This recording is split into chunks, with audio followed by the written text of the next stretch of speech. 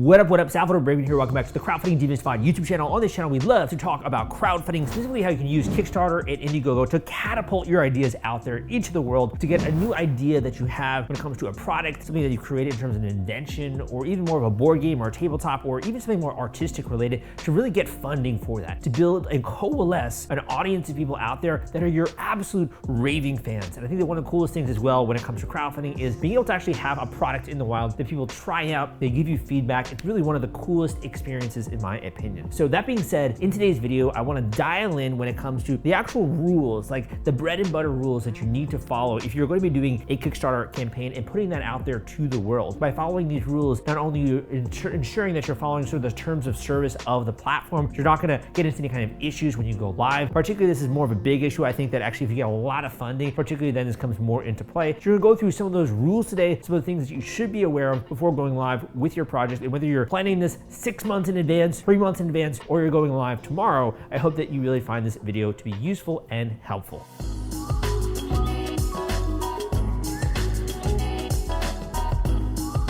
All right, welcome back to this channel. And if you're watching some of my other videos, you've been enjoying this channel, please give me a thumbs up so that other people know that it's worth their time. But I'm putting out so much content, as you can see on my channel, in many different forms of crowdfunding. So for me, this is my passion, man. This is my labor of love. This is what I absolutely love doing. And it's really just putting out information, education that's useful for other people. So whether that's with my YouTube channel, my podcast, my blog, crowdcrux.com, which I started in 2012, doing other things when it comes to my coaching students, helping one-on-one with clients, these different things. I love putting out good vibes into the universe and helping other people along the path. I think that just having some kind of clarity a lot of the time, so that's the whole point of this show, demystifying things for you can make you have so much more confidence going into a new launch, for example, on Kickstarter or on Indiegogo. Especially what I want to get into today are those rules that you have to be aware of before you actually go live. All right, so I want to make sure that I am extremely detail-oriented with this because it is obviously very important. So I'm going to have probably a version of this appearing on the screen while I'm reading this, but let's get into some of these rules. So these are basically the rules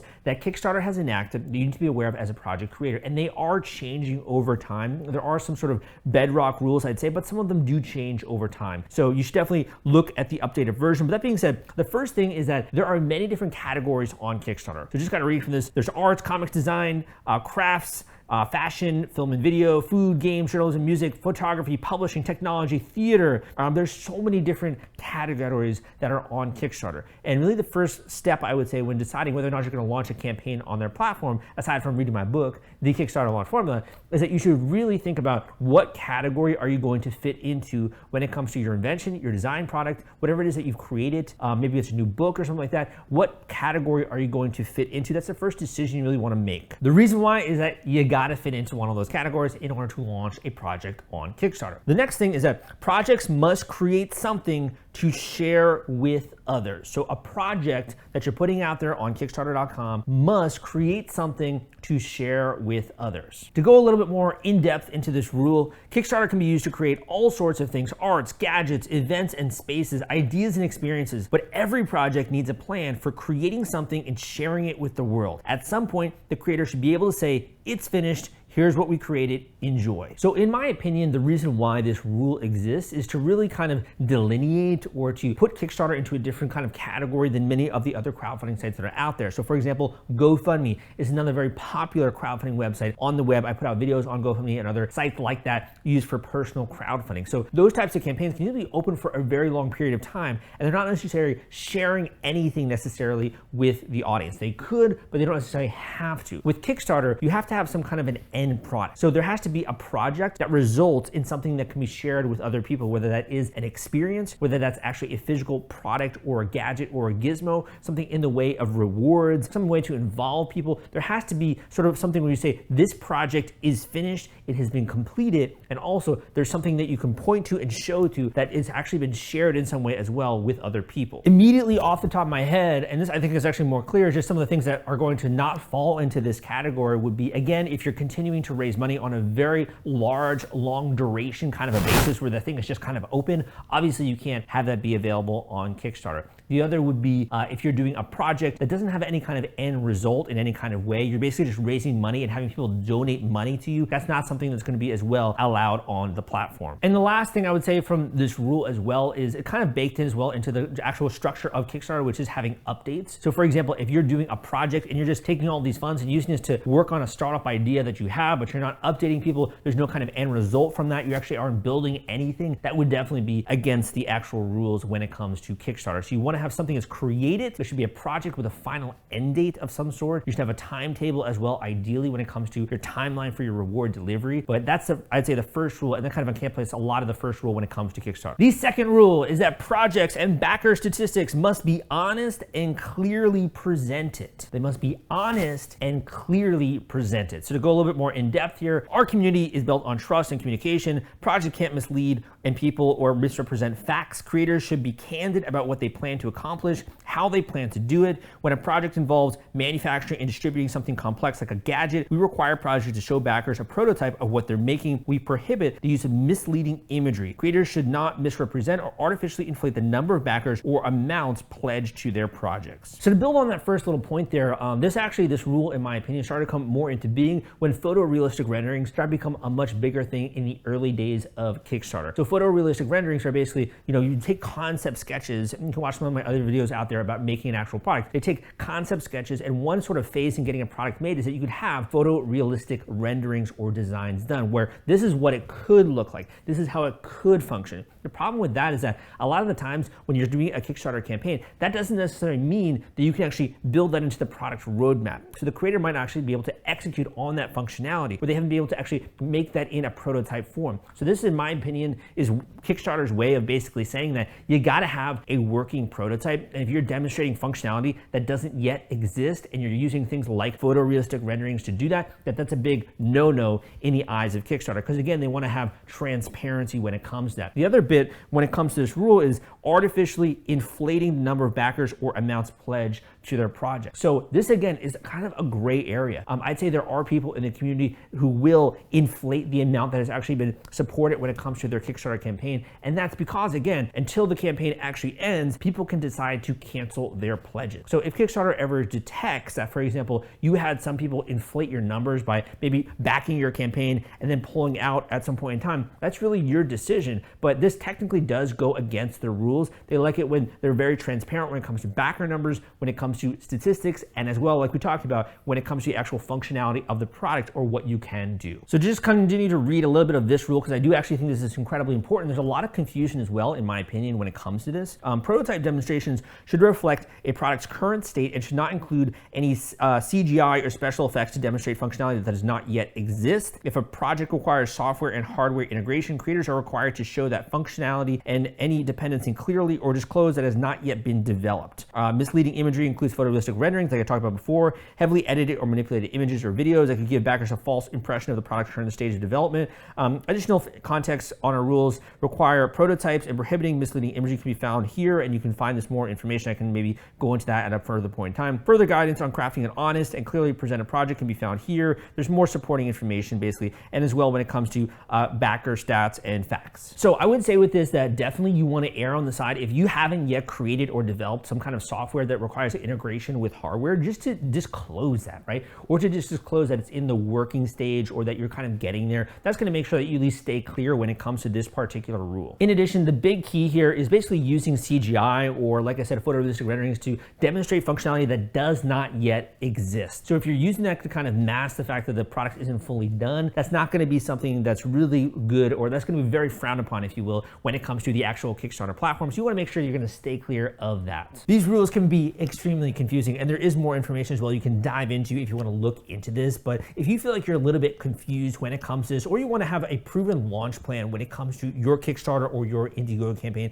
if you want to discuss that, if you want to go through and give feedback when it comes to your various assets as they're coming together, to get an idea of what you have to do from a timeline perspective, the things before you actually even go live with the Kickstarter campaign to ensure you get funded, but also that you blow past your fundraising goal, you should definitely check out my coaching options down below. You can book a one-on-one intensive coaching call with me. Literally, people will come out of those calls and be like, Sal, this was insane. You delivered so much incredible value, and they'll go on to raise thousands of dollars on the actual platform. So it's literally one of the best investments you can make, and you can check that out down below.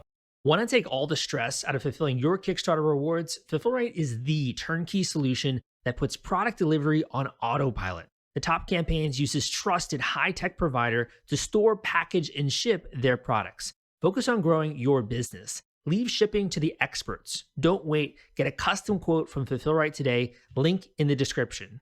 All right, so let's get into the next rule here, which is that projects can't raise funds for charity. So to kind of expand on this, while nonprofits are welcome to launch projects on Kickstarter, projects can't promise to raise funds to donate to a charity or a cause. Funds raised on Kickstarter must go towards facilitating the project outlined by the creator on the project page. Like many of the other rules on Kickstarter, you will find campaigns that go to this exception. So there are campaigns out there that have been successful that then end up giving money to charity in some way. However, it's technically against the rules of the Kickstarter platform. So my goal here is to kind of give you quality information, right? To give you the information to make good decisions, the things that you need to know going into a campaign, and you can take it from there, right? If you decide to maybe at one point in time, like offer something for charity, or say we're going to deliver a certain percentage of proceeds to charity, and you want to do that on your campaign, you are more than welcome to, but at least I'm giving you that information ahead of time so that you are aware of this. In my opinion, this is not some kind of like system or way that they have detecting of this, but it's really something that's more reporting based. So if you get your campaign reported, for example, then it might be something that you're following into these rules, and then you might have your campaign canceled. You just want to be aware of this. You technically cannot raise money on Kickstarter and then donate it to charity, or raise money and donate a portion of those campaign funds to charity. Technically, that is against the rules. Now, for those of you nonprofits out there, you guys still can launch projects, but you kind of have to fall into the first category that we talked about, which is you have to have something that you're creating. You have to have rewards that you're giving away. The funds have to be used in order to make that project, for example, like an event, happen. So there has to be some kind of an end experience or an end product if you are a nonprofit. And in addition, the funds that you're bringing in and that you're raising have to go towards fulfilling that actual project. The next rule is that projects cannot offer equity. What does equity mean? Equity means ownership in your company, man. Projects cannot offer equity. So investments are not permitted on Kickstarter. Projects can't offer incentives like equity, revenue sharing, or investment opportunities. This is a big no-no, and I know that that's kind of strange, right? Because there's so many other ways in which you can incentivize people, but you can't necessarily do revenue share and you can't offer equity. And the reason why is that you get into some of the nitty-gritty of the securities laws that are out there. You then get into things that are called general solicitation, which is one of the things you can actually do using regulation crowdfunding, which is a whole new thing brought about by the Jobs Act, which was then enacted around 2015, started in 2012. This actually what got me excited about crowdfunding back in the early days. So if you want to learn more about actually raising money, giving away equity in your company, raising investment capital that way and spending that capital however it is that you want, or revenue sharing agreements, that kind of stuff, you can learn more about what's called equity crowdfunding. I also have a lot of videos out there when it comes to equity crowdfunding. You can also book a one-on-one coaching call with me, and we can go more in depth in terms of how that would work for your startup company. I actually think it's super easy nowadays when it comes to raising money using equity crowdfunding for a company. We're seeing very simple campaigns raise literally hundreds of thousands of dollars by tapping into the power of their customers, of their networks, of the crowd, of doing marketing as well for this. So in my opinion, this is actually a gold rush when it comes to equity crowdfunding. But again, this is something you cannot do on Kickstarter because Kickstarter is not a registered crowdfunding portal in the eyes of FINRA, in the eyes of the SEC. They're based on rewards-based crowdfunding, which is basically kind of like pre-selling a little bit, but also involving obviously your backers in that actual experience as well. So you can't offer equity, you can't offer investments, and you can't offer revenue sharing as part of your perks on Kickstarter. The next rule, and I kind of feel like the safety cop here, like or something like that, like going through all these things you literally can't do. And it's kind of funny because I'm like the opposite of that. I'm always trying to push the line, right? When it comes to my content, when it comes to my aggressive marketing tactics, I'm really trying to reach people and impact lives. And it's kind of funny that I'm, doing a video on this, honestly.